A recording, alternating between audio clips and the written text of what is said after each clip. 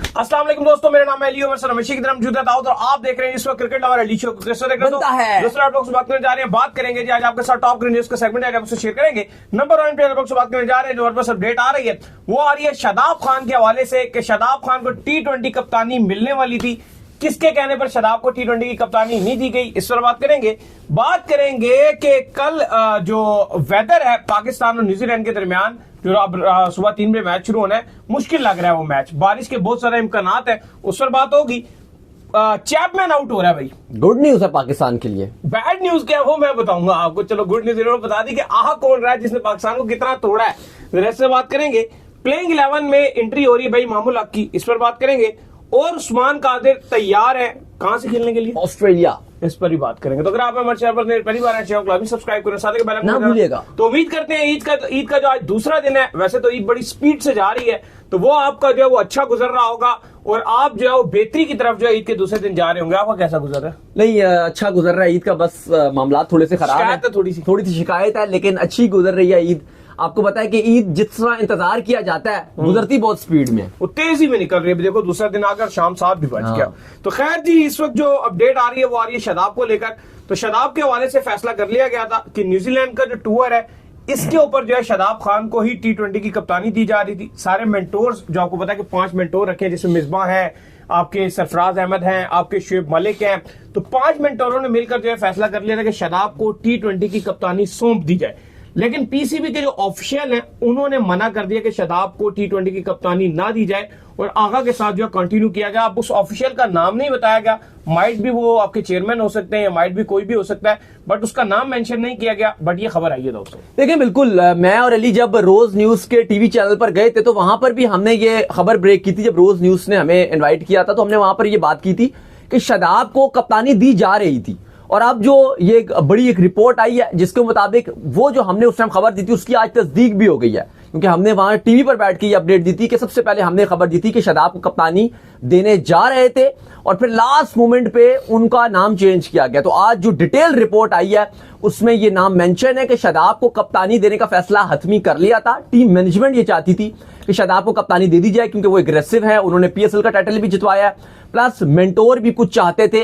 जो आपके सरफराज मेंटोर हैं, शुएब मलिक हैं, वकार यूनिस और बाकी जो आपको पता है मेंटोर लगाए हुए हैं, वो भी साथ में थे कि हाँ शादाब को आप कप्तानी दे सकते हो। लेकिन पीसीबी के कुछ ऑफिशियल्स थे जिनमें आप बोल सकते हो कि क्या चेयरमैन मोहसिन नकवी हो सकते हैं या कोई CEO आपके हो सकते हैं या और कोई भी हो सकते हैं, वो चाहते थे कि नहीं, शादाब को भी कप्तानी नहीं देनी। 2 रीजन बताया। एक तो उन्होंने कहा कि स्कलैन की वजह से थोड़ा सा मीडिया में नेगेटिव रिपोर्टिंग हो सकती है पीसीबी को लेकर, प्लस उनका यह भी मानना था कि शादाब की भी उतनी परफॉर्मेंस भी नहीं है, तो अभी आप शादाब को ऐसा वाइस कप्तान कैरी ऑन कर लीजिए, इसके बाद आप फैसला कर लीजिएगा। इस वजह से उनको नहीं दी गई। ये भी खबरें आई हैं, इस रिपोर्ट में यह भी लिखा है कि जो आपका चैंपियंस ट्रॉफी था वहां पर भी जो पीसीबी के ये ओहदेदार थे वो ये चाहते थे कि आप ओपनिंग में या तो आप अब्दुल्ला शफीक को रख लो रिप्लेसमेंट के तौर पे, या फिर आप जो उस्मान खान टीम के साथ मौजूद थे उनके साथ ओपनिंग में जाया जाए। जो इंडिया वाला मैच था उसमें जो है ये सजेस्ट किया गया और आपके जो मेंटोर थे उन्होंने भी ये बोला कि आप जो है वो इनको ओपनिंग करवाएं, उस्मान खान को जो है आप ओपनिंग करवा दें, ये जो इंडिया वाला मैच है। लेकिन टीम मैनेजमेंट जो आकिब जावेद साहब थे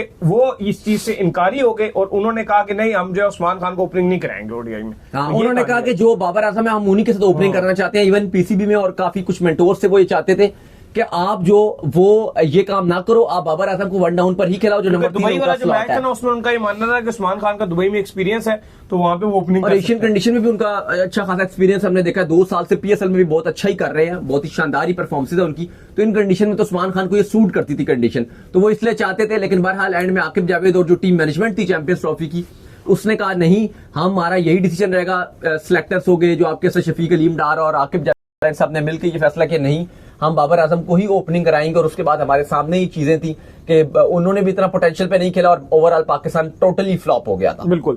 खैर इसके बाद जो अपडेट आ रही है वो ये आ रही है कि चैपमैन, जिनकी पाकिस्तान के साथ लव स्टोरी जो कंटिन्यू है और हर तीसरे दिन जो पाकिस्तान को सेंचुरी मारने की सलाहियत रखते हैं, वो बाहर हो गए। ये अच्छी खबर है। बुरी खबर क्या है? देखिए बिल्कुल बुरी खबरें आपको बताते हैं, लेकिन खबर यह है कि जो मार्क चैपमैन थे जिन्होंने लास्ट मैच में, पहले मैच में अगर शायद वो रन ना बनाते तो पाकिस्तान वो मैच जीत जाता। और वो अगर वो कैच पकड़ा जाता स्लिप में, तो अगर वो 20-30 रन पे आउट हो जाते, लेकिन उन्होंने तो किसी भी न्यूजीलैंड के बल्लेबाज का हाईएस्ट रन अगेंस्ट पाकिस्तान बना दिया। उन्होंने तो 2011 के वर्ल्ड कप का जो रोज शेयर का हाईएस्ट स्कोर था वो भी तोड़ डाला। 132 बनाने वाले पहले न्यूजीलैंड के बैटर बन गए जिसने किसी भी पाकिस्तान की हिस्ट्री में किसी भी टीम को इतना तोड़ा हो।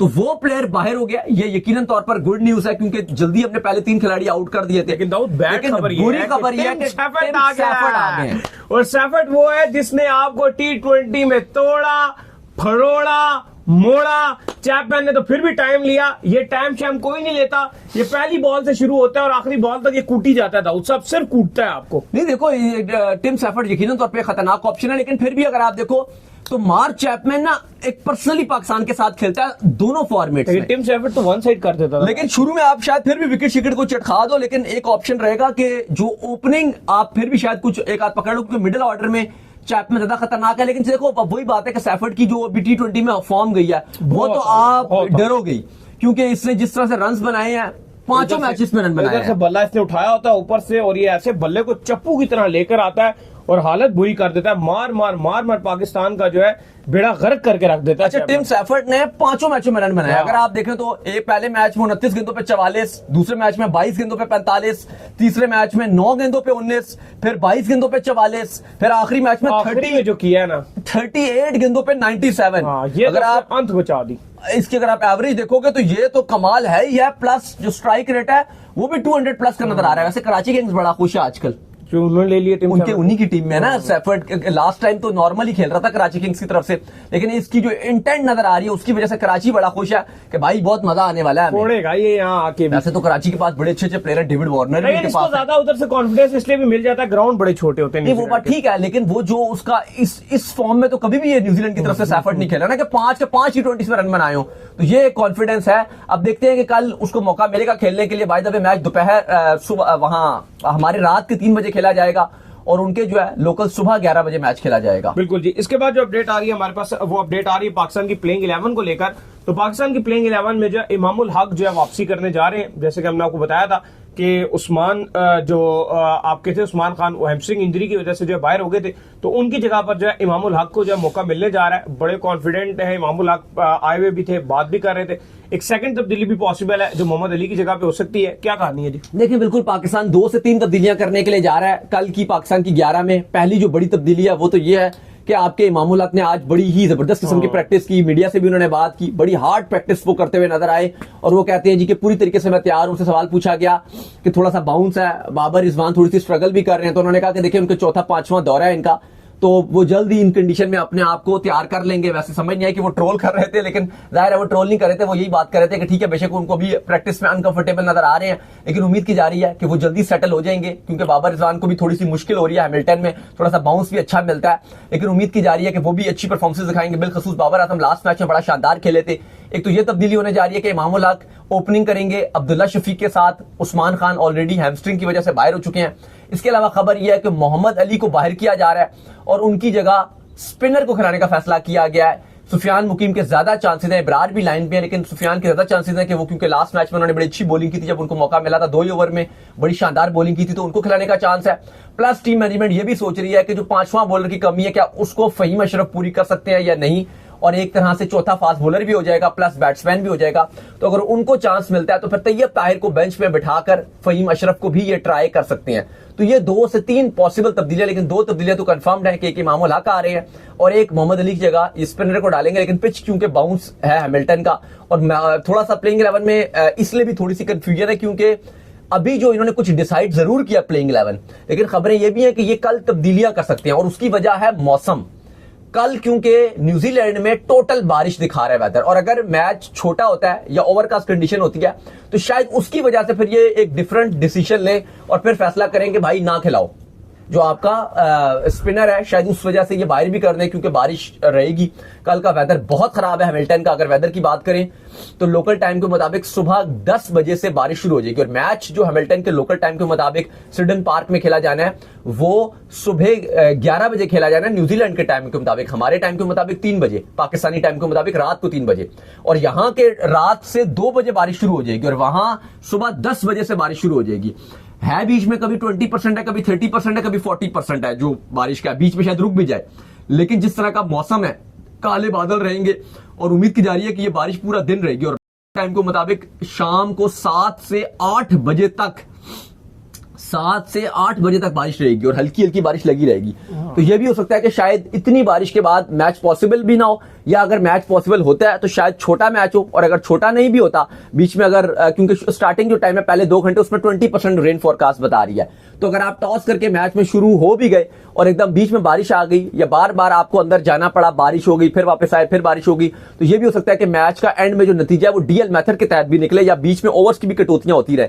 तो काफी ऐसा फील हो रहा है कि फ्रस्ट्रेटेड डे गुजर सकता है क्रिकेट फैंस के लिए, क्योंकि एक तो ऑलरेडी 3 बजे मैच है, आपको पता नहीं होगा, आप मैच देख रहे हो फिर आपको हल्का सा सो ही जाए क्योंकि बारिश हो रही है, और बीच में अगर आप बोलो कि मैच एकदम वो दोबारा स्टार्ट हो जाए, फिर आप उठो आपको मैच स्टार्ट हो गया फिर बारिश हो जाए, तो कल का जो मौसम है वो काफी खराब नजर आ रहा है। बिल्कुल जी, तो उम्मीद है कि मौसम बेहतर है क्योंकि बड़ी मुश्किल हो जाता है, आपको लगातार हमें रात 3 बजे से जागना होता है और सुबह 11-12 बजे तक जो हमें इसको कंटिन्यू करना होता है। एक और मसला है, फिर वेदर का मसला आता है, फिर बारिश, तो हमारे लिए बड़ी मुश्किल हो जाती है। और एक और मसला ये भी है ना कि चूंकि रात को 3 बजे ये मैच शुरू होगा और फिर ज्यादातर जो टीम्स हैं जो ओवरकास्ट कंडीशन क्योंकि नजर आ रही है, तो शायद ऐसे भी हम आपको बता तो रहे हैं कि सुफियान मुकीम को इन्होंने खिलाने का फैसला कर लिया था 2 दिन पहले ही कि हम इसमें खिलाएंगे, लेकिन जो ओवरकास्ट कंडीशन आ रही है अब इसमें ये भी सोच सकते हैं कि भाई ओवरकास्ट कंडीशन है, मोहम्मद अली को ही खिला लो, फहीम अशरफ को भी शायद ही खिला ले ऐसा 5th बॉलर। अब वहां पे इशू ये होता है कि जब आपके पास 4 फास्ट बॉलर अगर टीम में खेल रहे हो ना, तो फिर स्लो ओवर रेट रहता है, क्योंकि जाहिर है वो एक रनर अप के साथ आएगा, जहां स्पिनर 3-3 मिनट में भी ओवर खत्म कर देते हैं, फास्ट बॉलर तो 5 मिनट से पहले ओवर ही नहीं खत्म करते, और कभी कभी तो 5 मिनट से भी ऊपर ओवर एक चला जाता है। अब उस सूरत में ये हो जाएगा कि जो आपका ओवर स्लो ओवर रेट है वो बहुत बढ़ जाता है। जैसे लास्ट मैच में भी आपको एक फील्डर भी अंदर लेना पड़ गया था और आपने बहुत स्लो ओवर डाले थे, तो यही इशू कल भी आ सकता है, क्योंकि एक तो ओवरकास्ट कंडीशन है, बारिश है, फिर आपने अगर 4 या 5 पेसर खिला लिए तो वो एक अलग कहानी खराब हो जाएगी। फिर ये फिर 12 बजे से भी मैच एंड पे जाएगा, 3 बजे शुरू होगा और ये मैच फिर 9-9.5 घंटे से भी ऊपर का जाएगा। बिल्कुल। खैर, इसके बाद जो हमारे पास अपडेट आ रही है वो अपडेट हमारे पास ये आ रही है कि उस्मान कादिर जो है वो तैयार है ऑस्ट्रेलिया से खेलने के लिए, और उनका ये मानना है कि ऑस्ट्रेलिया जो उनको चांस देगा। लास्ट टाइम भी जब वो पाकिस्तान आ गए थे तो तब वो जो प्राइम मिनिस्टर 11 है उसमें वो खेल भी गए थे और उनका चांस जो है बड़ा बना हुआ था, लेकिन वो सारे चांसेस छोड़कर जो है पाकिस्तान की तरफ ट्रैवल कर गए थे।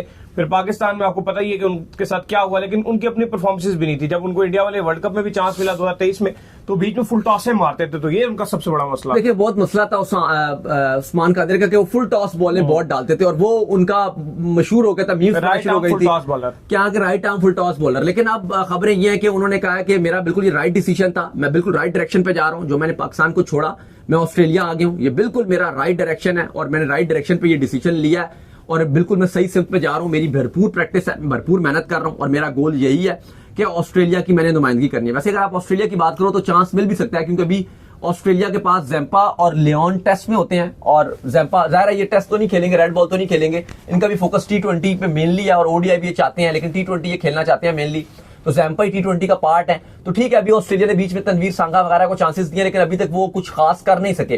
तो अच्छी अगर बॉलिंग करेंगे, वैसे भी ये लेजेंडरी अब्दुल कादिर के बेटे हैं, तो कुछ दिखा सकते हैं, लेकिन पाकिस्तान में इन्होंने डिसअपॉइंट ही किया था। तो उम्मीद करते हैं आज को आपका पसंद है, वीडियो को लाइक कीजिए, हमारे चैनल को सब्सक्राइब कीजिए, साथ लगे बेल आइकन को बजाइए। एक और काम कर लीजिए, वही कर लीजिए, इंस्टाग्राम को आप जाइए फॉलो कीजिए। बिल्कुल, इंस्टाग्राम पे मुझे फॉलो कर लीजिए, वहाँ पे मैं मौजूद हूँ दाऊद क्रिकेट के नेम से। अगर आपको कोई सवाल है तो भेजिएगा, उनको भी फॉलो कीजिए। मुझे फॉलो कीजिए, अब्दुल क्रिकेट लवली ऑफिशियल के नाम से, लिंक डिस्क्रिप्शन में मौजूद है, जाइए फॉलो कीजिए। नेक्स्ट ख्याल रखिएगा अपना।